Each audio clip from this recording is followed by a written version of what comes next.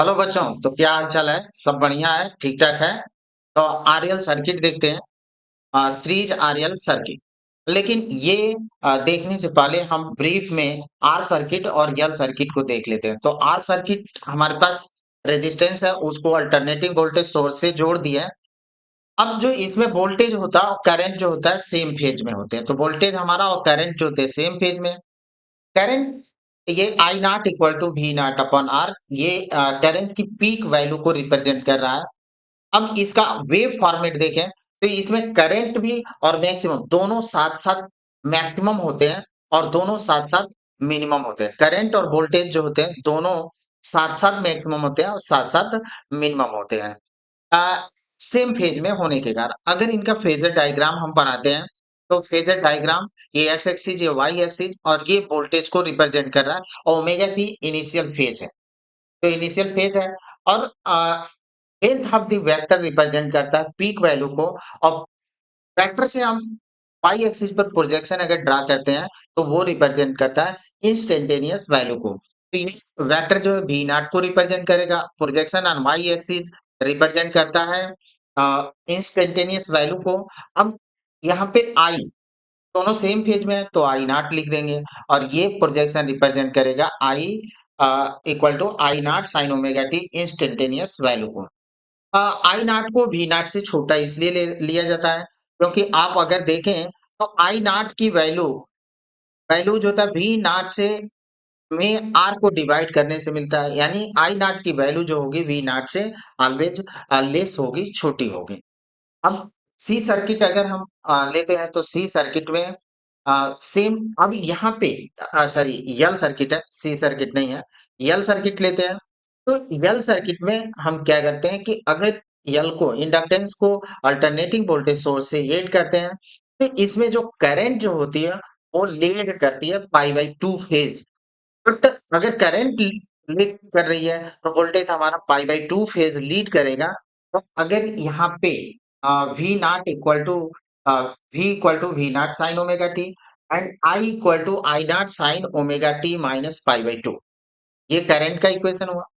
अब इनका wave form देखें तो पहले जो होता है वोल्टेज का पीक आएगा और करंट का पीक जो होता है पाई बाई टू फेज बाद आएगा। यानी अगर इसका हम वो करते हैं फेज वेव फॉर्मेट देखते हैं तो यहाँ पे देखें कि जो वोल्टेज का पीक है वो पहले आ जा रहा है और करंट का पीक जो होता है बाद में आ रहा है। और इन दोनों में जो फेज चेंजिंग है वो कितनी है पाई बाई टू का फेज है। अगर फेजर डायग्राम की बात करें तो हम पहले एक्स एक्सिस लेते हैं, फिर वाई एक्सिस और ये वोल्टेज है इनिशियल फेज ओमेगा टी। अब यहाँ वी नॉट को रिप्रेजेंट कर रहा है वेक्टर और वी नॉट से हम यहाँ पे प्रोजेक्शन अगर ड्रा करते हैं तो ये इंस्टेंटेनियस वैल्यू को रिप्रेजेंट करता है। अब जो करंट है ओमेगा टी में से कितना pi minus pi by to, यानी इस डायरेक्शन में क्लॉकवाइज डायरेक्शन में ये आएगा क्योंकि ये ले लेंगे और ये आई नॉट को रिप्रेजेंट करेगा, इसका प्रोजेक्शन इस पर रिप्रेजेंट करेगा इंस्टेंटेनियस वैल्यू को। और ये हमारा पाई बाई टू ये फेजर डायग्राम है। अब ये तो था ब्रीफ। ये हम लोग अलग अलग सर्किट में देख चुके हैं, आर सर्किट के लिए यल यल सर्किट के लिए। इन दोनों को सीरीज में हम ऐड करके अल्टरनेटिंग वोल्टेज सोर्स से ऐड करें तो क्या मिलेगा रिजल्ट, वो हम लोगों को देखना है। तो यहाँ पे आप आए तो ये देखें कि ये हमने यल और आर को सीरीज में कनेक्ट कर दिया। Alternating voltage source V equal to v naught sine omega t add किए। पोटेंशियल अक्रॉस इंडक्टर को VL से रिप्रेजेंट कर दें और पोटेंशियल अक्रॉस R को R में VR से रिप्रेजेंट करें। तो ये दोनों हमारे मिले पोटेंशियल अक्रॉस L और पोटेंशियल अक्रॉस R। तो कितनी v r equal to v naught r sine omega t. और जो यल में पोटेंशियल होगा वो क्या होगा, करंट से पाई बाई टू फेज लीड करेगा। करंट अगर लीड करती है तो वोल्टेज क्या हुआ, लीड किया। तो इसका अगर हम पोटेंशियल लिखते हैं पोटेंशियल अक्रॉस यल तो वो v L equal to v naught L sine omega t plus pi by ये होगा। अब वी नॉट आर रिप्रेजेंट करता है peak of the potential in R और वी नॉट यल रिप्रेजेंट करता है peak of the potential in L. अभी इनका हम बनाते हैं फेज़र डायग्राम। तो वीआर और वीएल, वीआर और करंट यानी दोनों सेम फेज में होते हैं, तो वी नॉट आर। अब वी नॉट क्यों ले रहे हैं? बुक में अक्सर जो होता है इसको वी से रिप्रेजेंट किया गया है, लेकिन इसका मतलब नहीं कि वहाँ गलत है। वहाँ भी पीक वैल्यू ही माना गया है और यहाँ पे भी पीक वैल्यू, क्योंकि जो वेक्टर है फेज़र डायग्राम में हम लोगों ने देखा कि जो वेक्टर है रोटेटिंग वेक्टर, वो किसको रिप्रेजेंट कर रहा है? वो पीक वैल्यू को रिप्रेजेंट कर रहा है। तो फेज़र डायग्राम हम किस में बनाएँगे? पीक वैल्यू में। वीआरएमएस में भी बन जाएगा, सेम रिजल्ट आता है, लेकिन पीक वैल्यू में, क्योंकि वेक्टर जो होता है पीक वैल्यू को रिप्रेजेंट कर रहा है, तो पीक वैल्यू लेंगे। अब ये जो होता है कि वी नॉट आर, और जो यल है वो करंट, और करंट भी इसी डायरेक्शन में है। तो करंट और आर में जो पोटेंशियल है वो सेम डायरेक्शन में है, सेम फेज में है। तो सेम फेज के लिए हमने दोनों को सेम डायरेक्शन दिखलाया। और जो यल है वो क्या कर रहा है? करंट से पाई बाई 2 फेज लीड कर रहा है, तो 90 डिग्री हो जाएगा इनके बीच, और इनका जो रिजल्टेंट होगा वो, और रिजल्टेंट ये होगा और ये रिप्रेजेंट करेगा वी नॉट को। अब इसको हम इस तरह से कर लें। अब एक खासियत और जो वेक्टर में हम लोग पढ़े थे, वेक्टर में ये था कि अगर किसी वेक्टर को पैरेलल शिफ्ट कर देते हैं, तो कोई चेंजिंग नहीं होती है। तो जो वी नॉट यल वेक्टर है, उसको हम इस पैरेलल में यहाँ पे ले आ दें, इस जगह पर ले आ दें, तो कोई चेंजिंग नहीं होगी। यानी इस वेक्टर को उठाकर हम यहाँ पे लगा दें, कोई चेंजिंग नहीं होगी। और देखें कि P voltage across R and current in same phase, volt, और जो वोल्टेज across L होगा वो लीड करेगा पाई बाई 2 फेज करंट से। लेकिन अब इस कंडीशन में जो रिजल्टेंट होता है वो अब भी जो होता है क्या करता है? लीड ही करता है। अब यहाँ पे देखें, ये जो होता है कि कितना है? पाई बाई 2 फेज है, बट ये वोल्टेज जो होता है 5 पे अभी लीड कर रहा है। करंट उसको अपनी तरफ खींच रहा है, और वोल्टेज एल वाला वोल्टेज क्या होता है? उसको अपने तरफ खींचता है। तो दोनों क्या होते हैं? अब पाई बाई 2 फेज ना रह करके, दोनों में फेज डिफरेंस ना रह करके क्या हो जाता है? 5 हो जाता है। हम अगर इसका क्या करते हैं कि फार्मूला डिराइव करें, तो यहाँ पे अगर वेक्टर का फार्मूला लगाएं तो वी नॉट का स्क्वायर किसके बराबर होगा? वी नॉट आर का स्क्वायर और प्लस होगा वी नॉट यल का स्क्वायर। और वी नॉट कितना हुआ? वी नॉट जो होगा वो होगा आई नॉट आर, और वी नॉट यल हमको मिलेगा आई नॉट एक्सएल। अब एक्सएल को बोलते हैं रिएक्टेंस, रिएक्टेंस ऑफ इंडक्टेंस। तो यहाँ से हम इसको हम लिख सकते हैं आई नॉट आर का स्क्वायर और प्लस आई नॉट एक्सएल का स्क्वायर। इसको सिंप्लीफाई करें तो इस तरह से लिख सकते हैं, प्लस आई नॉट का स्क्वायर यल का सॉरी एक्सएल, एक्सएल। तो ये एक्सएल स्क्वायर, आई नॉट का स्क्वायर को हम कॉमन ले लेते हैं, तो हमको मिलेगा r square plus XL square, और ये है वी नॉट का स्क्वायर। अब v naught equal to under root i naught का square r square plus XL square. I naught बाहर निकल कर आ गया, और ये मिल गया r square plus XL square, और ये हो गया वी नॉट। अब v naught v equal to i r का कुछ इसी फॉर्मेट में ये मिल रहा है आई, लेकिन इसको जेड से रिप्रेजेंट करते हैं, और जेड जो होता है रेजिस्टेंस है इस सर्किट का, और ये रेजिस्टेंस जो होता है आर और यल के कारण है, इसलिए इसको रेजिस्टेंस हम लोग ना कह करके इम्पीडेंस कहते हैं। इम्पीडेंस, ये इम्पीडेंस कहलाता है। तो रेजिस्टेंस ना कह करके इसको इम्पीडेंस कहा जाता है। तो v naught equal to formula हम लोग को मिला i naught Z, means Z equal to v naught upon i naught, और इसको हम लोग लिख सकते हैं इस तरह से r square plus XL square. अभी इस सर्किट पर, इस सर्किट का हम लोग पहले फेज डायग्राम वेव फॉर्मेट बना लेते हैं, और फिर जो होता है हम लोग इनकी वैल्यू देख लेते हैं। देयरफॉर इंस्टेंटेनियस वैल्यू देख लेते हैं। उसके बाद से कुछ बेहतर न्यूमेरिकल करते हैं। तो ये अब यहाँ पे फेज़ डायग्राम और एक बात और देखें तो ये वाला अ, ये जो है हम लोगों का क्या रिप्रेजेंट कर रहा था? वी नॉट और ये रिप्रेजेंट कर रहा था वी नॉट एल को और ये रिप्रेजेंट कर रहा था वी नॉट को। V naught equal to i naught r और ये है आई नॉट एल और ये है आई नॉट जेड। अगर आई को सब में से हटा देते हैं तो ये वाला आर होगा, ये जेड होगा और ये एक्सएल, ये एक्सएल होगा।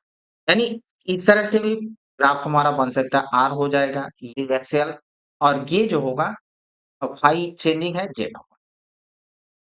अब आई है, अब वेव फॉर्मेट, अब यहाँ पे वोल्टेज जो है हमारा अब भी जो होता है फाई फेज लीड कर रहा है, यानी जो वोल्टेज है वो फाई फेज अब 90 नहीं रह गया, 90 से कुछ कम हो गया, 90 से कुछ आर और एल को कंबाइंड किए तो 90 से कुछ कम हो गया आई। तो यहाँ पे आप देखें तो जो वेव फॉर्मेट है इसमें करंट और वोल्टेज में कितने का जो होता है फाई फेज चेंजिंग है और जो वोल्टेज है वो करंट से फाई फेज लीड कर रहा है, आगे चल रहा है। यानी इसकी जब इंस्टेंटेनियस वैल्यू अगर हम लिखेंगे तो instantaneous value of voltage and current v equal to v equal to हमको मिलेगा कितना v naught sine omega t plus five. Current से अब भी ये फाइव एंगल क्या कर रहा है, लीड कर रहा है। क्वेश्चन हम लेते हैं तो आइए, और एक tan फाई जो होगा यहाँ से अगर इस तरह से मिला देते हैं, इसमें अगर tan फाई देखें तो ये एक्सएल है, x l upon r, x l upon r और एक्सएल कितना होता है omega l, omega l x l हमारा होता है ओमेगा एल अपॉन आर। तो ये हमको मिलेगा tan फाई। अब एक न्यूमेरिकल लेते हैं और क्वेश्चन है हमारा कुछ बड़ा ही बेहतर क्वेश्चन है। एलआर सर्किट है और जब इसको हम 12 वोल्ट के डीसी सोर्स से ऐड करते हैं तो इसमें 4 एम्पीयर की करंट फ्लो होती है। जब इसको 12 वोल्ट के एसी सोर्स से ऐड करते हैं तो 2.4 एम्पीयर की करंट फ्लो होती है। अब हमको फाइंड करना है और ये 50 हर्ट्ज साइकिल इसका है।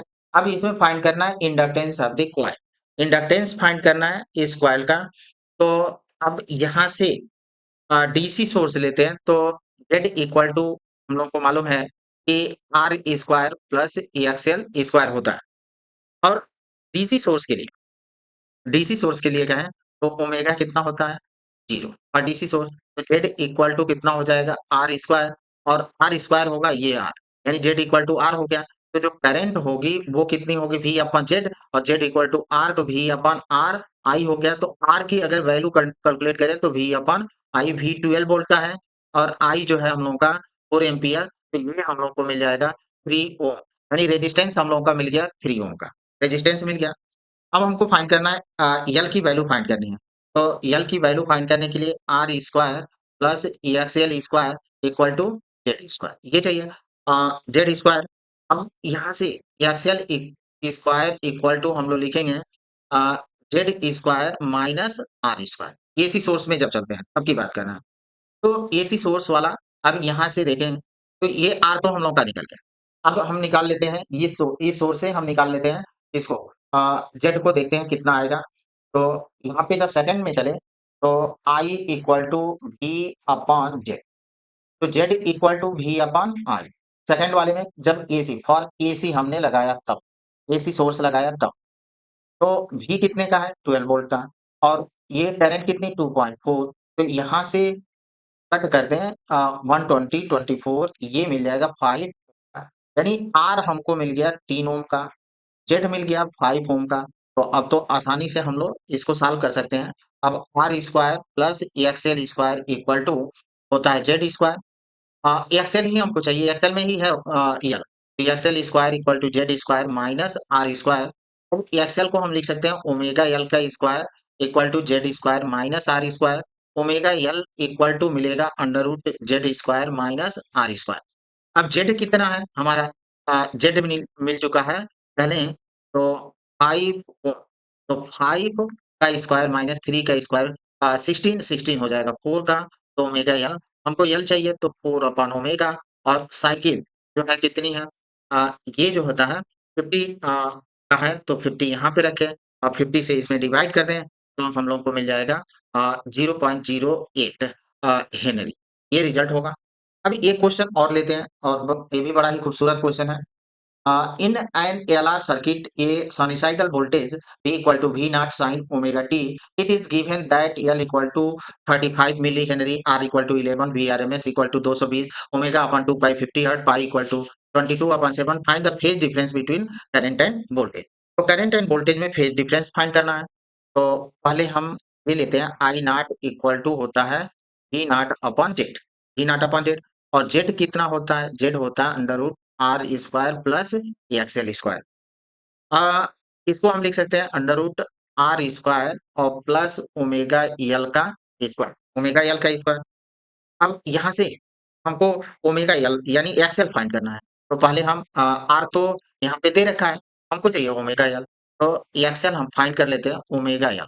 ओमेगा की वैल्यू यहाँ पे ओमेगा अपॉन 2 पाई यानी omega equal to 2 pi into 50 होगा और एल दे रखा है यहाँ पे 35 मिली हेनरी यानी 10 to power minus 3 Henry.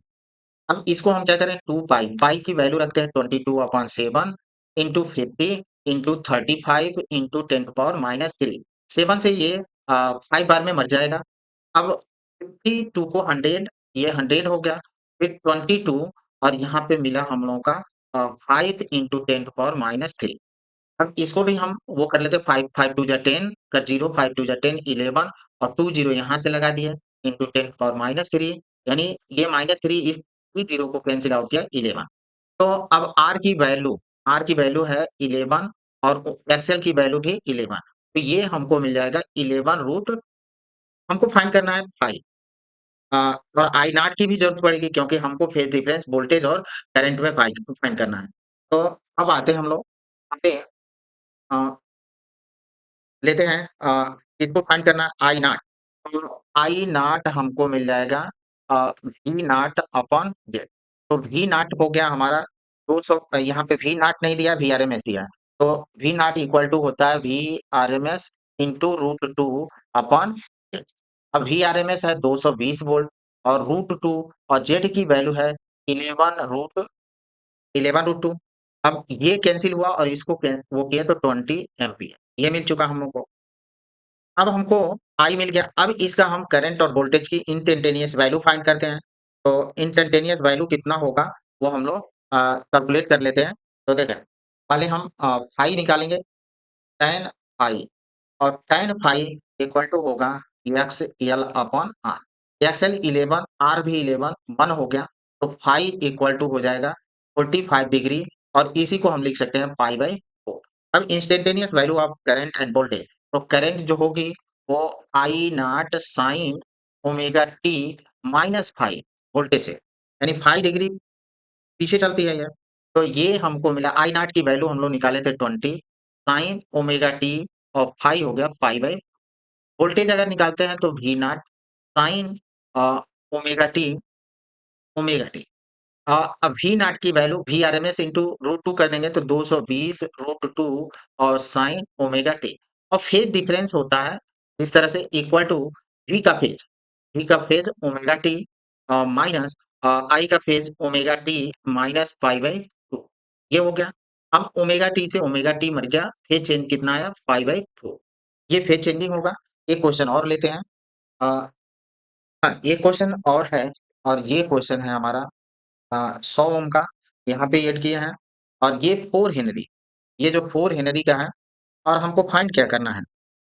Find करना है आई इंस्टेंटेनियस वैल्यू एक्सएल फाइंड करना है और देन वीएलटी इंस्टेंटेनियस वैल्यू ये आप कह रहे हैं कि एल की इंस्टेंटेनियस वैल्यू फाइंड करना है।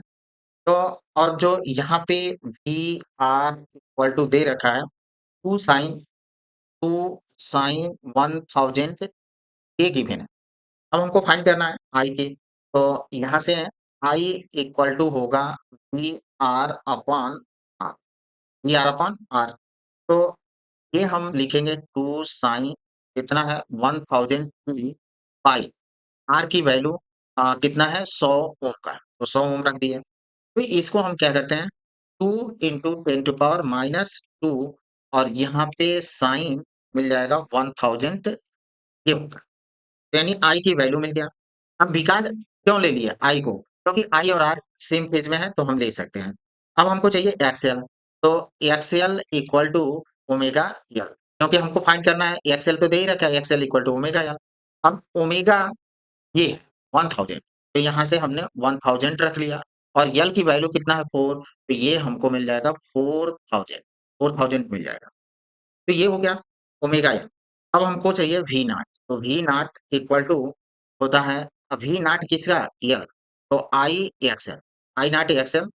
तो यहाँ से आई नॉट ये हुआ हमारा 2 इंटू 10 to the power -2, तो 2 इंटू ये 2 इंटू है 2 इंटू 10 to the power -2, तो 2 into 10 to the power -2 into XL हम ले लें, तो एक्सएल हमारा कितना है 4000। तो अब इसको हम कैलकुलेट करें तो 80 वोल्ट हो। अब हमको चाहिए वीएलटी, तो वीएल और ये हो गया टी इक्वल टू होगा वी नॉट एल और साइन ओमेगा टी। और कितना फेज जो होता है आगे लीड करता है एल में, वो पाई/2 फेज। तो यहाँ से हम ले लेंगे 1000 1000 टी प्लस पाई/2, यानी करंट से इतना फेज ये लीड करेगा, तो ये रिजल्ट होगा। अब एक क्वेश्चन और लेते हैं हम लोग, वो क्वेश्चन है हमारा इस तरह से कि ये है आरएल सर्किट और V इक्वल टू है हमारा 15 साइन 2000 टी प्लस 60 और 4 किलो ओम का रजिस्टर है और इसमें 1.5 हेनरी का जुड़ा है इंडक्टर। अब क्या-क्या फाइंड करना है? काफ़ी वेरिएशन है, आई नॉट फाइंड करना है, एक्सएल फाइंड करना है हमको, वी नॉट फाइंड करना है, जेड फाइंड करना है और ये जो होता है v naught L, v are t और ये फाइंड करना है वी एल। इतनी चीज़ें हमको फाइंड करना है। चलिए। बहुत कुछ इसमें वेरिएशन दे रखा है, काफ़ी कुछ वेरिएशन है। इस क्वेश्चन से आप पूरा कॉन्सेप्ट क्लियर हो जाएगा। पहली बात कि V इक्वल टू दे रखा है 15 साइन टू 2000 t प्लस 60, तो V नॉट की जो वैल्यू मिली वो 15 है और ओमेगा की वैल्यू जो है वो 2000 है। तो हमको पहले आई नॉट फाइंड करना है, तो आई नॉट देख लेंगे, पहले हम निकालते हैं एक्सएल। तो x l equal to omega l, omega की वैल्यू यहाँ पे कितना है 2000, तो ये 2000 हो गया और ये हमारा है टी। एल की वैल्यू दे रखा है 1.5, तो 1.5 रख दिए, मल्टीप्लाई करें तो 3000 ये मिल जाएगा और एक्सी है तो ये मिलेगा ओम, तो 3000 ओम मिल गया। अब हम फाइंड कर लेते हैं एक्सएल हो गया। अब जेड को फाइंड कर लेते हैं, तो Z equal to under root are square plus omega L का स्क्वायर। तो यहाँ से एक्सएल देखें, आर की वैल्यू 4 किलो ओम, तो 4000, 4000 का स्क्वायर प्लस ओमेगा एल 3000 का स्क्वायर, 3 3 जा 9, 4 4 जा 16, 25 और ये निकल कर आ जाएगा 5000 और जेड ये इम्पीडेंस है ओम में। फिर हम निकाल लेते हैं आई नॉट, तो आई नॉट होता है v naught upon Z, v naught 15 है, जेड मिला 5000, तो ये हो जाएगा 3 इंटू 10 to the power -3। ये 3 जीरो ऊपर ले जाएंगे, 5 से ये कट करेंगे 3 बार में, तो 3 into 10 to the power -3 ampere या 3 मिली एम्पियर कर सकते हैं। हम निकाल लेते हैं tan फाई, फाई हमको चाहिए, तो tan phi x l upon r, तो एक्सएल देखें आपका कितना है, एक्सएल निकल कर आया हम लोग का 3000 और आर निकल कर आया है 4000। अब 4000 गिवन है, निकला नहीं है। ये कैंसल हुआ, तो tan फाई इक्वल टू मिला 3/2। अब ये 2 कांसेप्ट आपको सीखना है, ये आपका हो 3 और ये 4 हो, तो ये मिलता है 37 डिग्री। अगर यही बात इसका करें कि ये 4 हो जाए, ये 3 और ये 5 होगा, ये भी 5 होगा, तो उस कंडीशन में ये निकल कर आता है 53 डिग्री। यानी फाई जो मिलेगा हमको 37 डिग्री का। यहाँ तक हम लोग निकाल रहे हैं। अब वी नॉट आर और वी नॉट एल को फाइंड कर लेते हैं। तो वी नॉट आर जो होगा आई नॉट आर, आई निकला है 3 into 10 to the power -3। R की जो वैल्यू है वो निकला था दे रखा है 4 किलो, यानी 4000। ये और ये कैंसिल हुए, कितना मिला 12। वी नॉट एल फाइंड कर लें, तो वी नॉट एल होगा i naught XL. I naught 3 into 10⁻³ और एक्सएल है 3000। ये हो जाएगा, ये 30 इससे कैंसिल होंगे, 3 3 जा 9। अब हमको निकालना है वी एल। अब पहले वी आर टी निकाल लेते हैं। तो v are t v naught, लेकिन इसको निकालने पहले करंट देखते हैं। तो करंट देखेंगे, उसके बाद से ये हम लोग निकालेंगे। तो करंट के लिए होगा i equal to i naught, instantaneous current है, i naught sine sine 2000 t plus 16। अब करंट क्या होती है इस सर्किट में, लीक करती है। तो जो फाई है उतना डिग्री लीक करेगी, तो -5। आई नॉट की वैल्यू हम लोग निकाले हैं 3 इंटू 3 10⁻³ और साइन 2000 प्लस 60 डिग्री -37 डिग्री। तो ये हो जाएगा 3 इंटू 3 और -3 साइन 2000 टी और ये हो जाएगा 23 डिग्री। आई मिल गया। तो v naught v are t, ये वी आर टी ऐसे रहेगा। अ, यहाँ पे इसको हटा ही देते हैं। वी आर सेम होगा, सेम पेज में होते हैं, तो इतना ही निकल कर आएगा v naught r sine 2000 t plus 23 degree. अब ये हो गया। अब वी नॉट आर की वैल्यू यहाँ पे निकाली है 12, तो 12 एरिया और साइन 2000 टी प्लस 23। और जो हमारा वोल्टेज होता है यल में, वो करंट से 90 डिग्री लीड करता है। तो v l t equal to v zero sine 2000 t plus current है 23 यहाँ पे और इससे 90 डिग्री लीड करेगा। तो ये वी नॉट हम लोग निकाले हैं 9 इंटू साइन 2000 टी प्लस ये हो जाएगा 113 डिग्री, 113 डिग्री। ये हमारा रिजल्ट होगा। अ, एक क्वेश्चन और लेते हैं, वो भी क्वेश्चन हम लोग देख लेते हैं। ये क्वेश्चन है हमारे पास, ये भी कुछ उसी तरह का है। 3 किलो ओम 0.3 है, ये किलो नहीं है, 3 ओम का है और 20 sin 10t प्लस 60 ये दे रखा है 9 का। तो ये भी बड़ा बेहतर क्वेश्चन है। इसमें भी हम लोगों को फाइंड करना है। वो देखें क्या-क्या फाइंड करना है। अ, ये i naught XL, v naught Z है और उसके बाद से v naught L, v naught R, v are t, v L t, इतना वेरिएशन इसमें भी काफी बहुत ज्यादा है। इजिली हम लोग पहले एक एक पॉइंट को एक्सएल से ही शुरू करते हैं, फिर जेड निकालेंगे तब आई नॉट। तो एक्सएल इक्वल टू होता है ओमेगा एल। ओमेगा यहाँ पे 10 है, तो 10 और एल कितना है 0.4, तो 0.4 इक्वल टू आ गया 4। अब हमको चाहिए जेड, तो Z equal to R square plus XL square. R की वैल्यू दे रखा है 3, 3 का स्क्वायर और ये 4 का स्क्वायर, फिर ये मिल गया 5। सेम क्वेश्चन है, उसमें किलो में करके दिया था, यहाँ पे इस तरह से दिया है। तो ये हम लोग फाइंड कर रहे हैं यहाँ पे। अब ये हमारा मिल गया। अब आई को अगर कैलकुलेट करते हैं, तो i naught equal to v naught upon Z.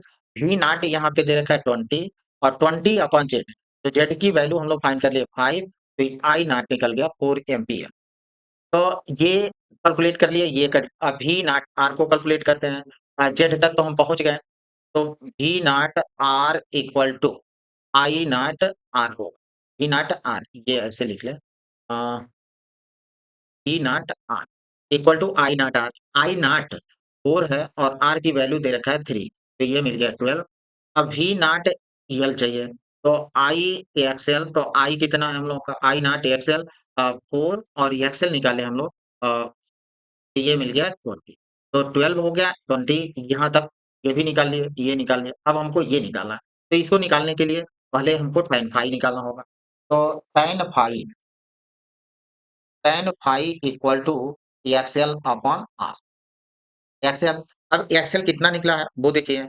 XL है हम लोग का निकला है एक्सएल, एक्सएल है कितना, एक्सएल निकला है 4। तो एक्सएल को हम ले लेंगे 4, आर की वैल्यू 3।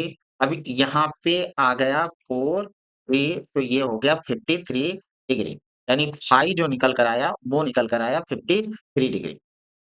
ये हमको मिल गया। अब फाई हम निकालते हैं, तो करंट जो होती है इसमें 5 डिग्री लीक करती है। तो हम लिखेंगे i naught sine omega t minus 5।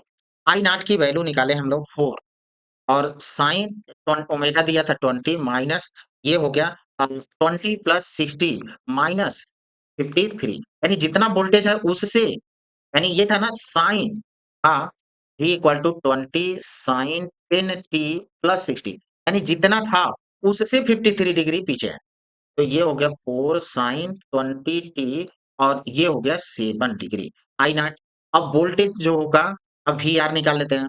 तो वी आर और टी तो वी आर टी सेम यही होगा वी नॉट आर होगा और साइन होगा यहाँ पे कितना ये है क्योंकि सेम फेज में होते हैं करंट और वोल्टेज तो ये हो गया और इसको हम लिख सकते हैं वी नॉट आर कितना निकाले थे 12 साइन 20t और प्लस 7 डिग्री ये मिला। अब हमको चाहिए VLT तो VLT होगा वी नॉट एल और साइन। अब इसमें वो क्या होता है 90 डिग्री लीड करता है तो sine 20t plus 7 degree plus 90 voltage से इतना लीड करता है। अब V नॉट को हम लोग निकाले हैं 20 साइन 20t प्लस 97 डिग्री ये रिजल्ट होगा। Thank you student.